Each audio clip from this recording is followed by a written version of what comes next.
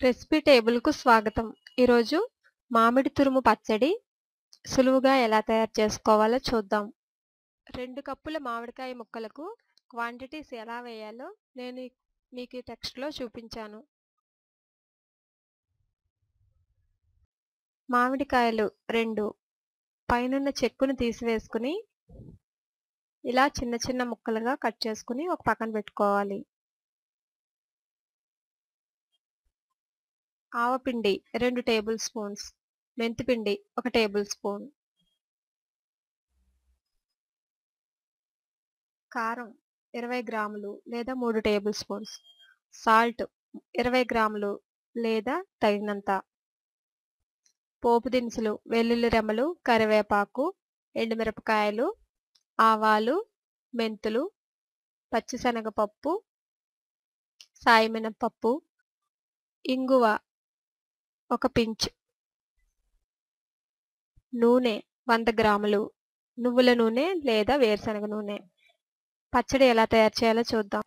ముందుగా ఒక బాండీ తీసుకుని అందులో 1 టేబుల్ స్పూన్ మెంతులు వేసుకొని దోరగా వేయించాలి. అది హీట్ సిమ్లో పెట్టుకుని వేయించాలి. మెంతులు కలర్ మారకుండా చూసుకోవాలి. ఎక్కువ హీట్ పెట్టడం వలన కలర్ వస్తాయి కానీ లోపల వేగవు కనుక సిమ్లో పెట్టుకుని వేపుకుని ఒక పక్కన పెట్టుకోండి. తర్వాత మామిడికాయను చెక్కు తీసుకుని ఇక్కడ మూవీ క్లిప్లో చూపించినట్టుగా సన్నగా కట్ చేసుకోవాలి. ఆల్రెడీ నేను ఉల్లావకాయ పచ్చడి ఎలా తయారు చేయాలో చూపించాను. ఇది ఉల్లావకాయ కాదు కానీ ఇది మామిడి తురుము పచ్చడి. ఈ వీలుని బట్టి ఏది నచ్చితే ఆ పచ్చడి చేసుకోండి. ఇలా వీటిని ఒక పక్కన పెట్టుకోవాలి. తర్వాత ఆవాలు 2 టేబుల్ స్పూన్స్ తీసుకొని పొడి చేసుకోవాలి.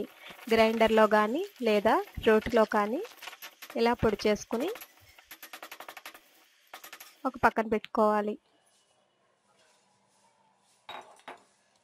ఆవపిండిని నిలవ కాకుండా అప్పటికప్పుడు పొడి చేసుకుంటే చేదు లేకుండా ఉంటుంది.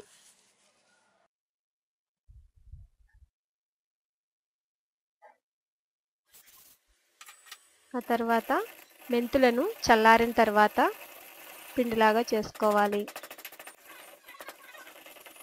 మెత్తగా ఉంటే బాగుంటుంది కనుక మెత్తగా ఉండేలా చూసుకోండి. ఇలా సిద్ధం చేసుకున్న మెంతిపొడిని కూడా ఒక ప్లేట్లోకి తీసుకుని పక్కన పెట్టుకోండి. ఇప్పుడు పచ్చడి ఎలా కలపాలో చూద్దాం. ముందుగా సిద్ధం చేసుకున్న మామిడి ముక్కల్లో మెంతిపొడి వేసుకుని తర్వాత కారం, ఆవపిండి, ఉప్పు వీటన్నిటిని వేసి గరిటెతో బాగా కలుపుకోవాలి. చేతితో కలపడం వలన కారం వల్ల చెయ్యి మండుతుంది కనుక గరిటెతో కలుపుకోండి. ఇలా మొత్తం ఈ మిశ్రమాన్ని బాగా కలుపుకున్న తర్వాత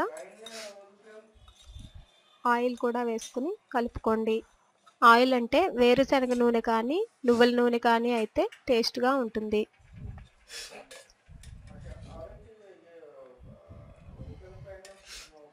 ఆయిల్ ఎంత ఎక్కువ వేస్తే పచ్చడి అంత టేస్టీగా ఉంటుంది.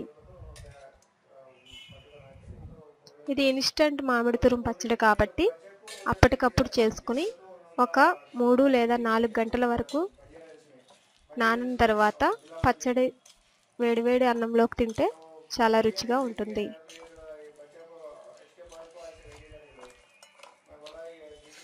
ఆవకాయ తినడానికి ఇంకా టైం ఉంది కాబట్టి ఈ లోపులో ఈ మామిడికాయ పచ్చడిని రుచి చూడండి. ఇలా సిద్ధం చేసుకున్న పచ్చడిని ఒక పక్కన పెట్టుకోవాలి. ఇప్పుడు పోపు ఎలాగో చూద్దాం. ముందుగా ఒక బాండీలో 5 టేబుల్ స్పూన్స్ ఆయిల్ వేసుకుని ఆయిల్ హీట్ అయిన తర్వాత వెల్లుల్లి రెమ్మలు, పచ్చిశనగపప్పు, సాయిమినపప్పు, ఆవాలు, మెంతులు వీటన్నిటిని వేసుకుని బాగా వేపుకోవాలి. వెల్లుల్లి రెమ్మలు ఎర్రగా వేగే వరకు ఉంచాలి. అలాగే ఆవాలు కూడా బాగా చిటపటలాడిన తర్వాత ఇలా మెంతులు అన్నీ వేగి వెల్లుల్లి రెమ్మలు బ్రౌన్ కలర్లోకి వచ్చిన తర్వాత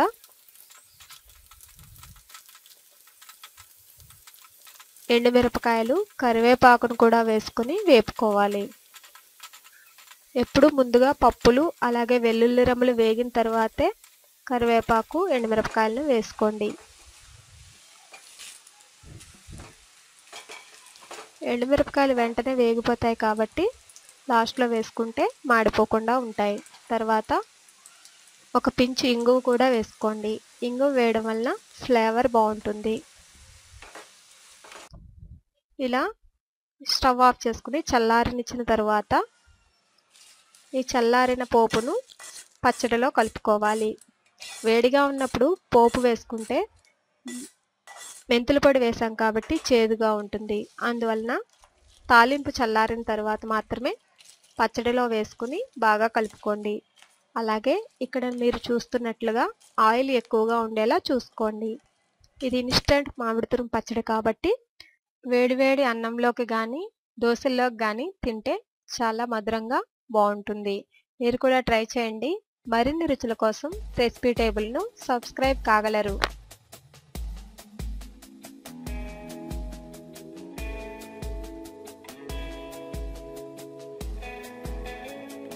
ధన్యవాదములు.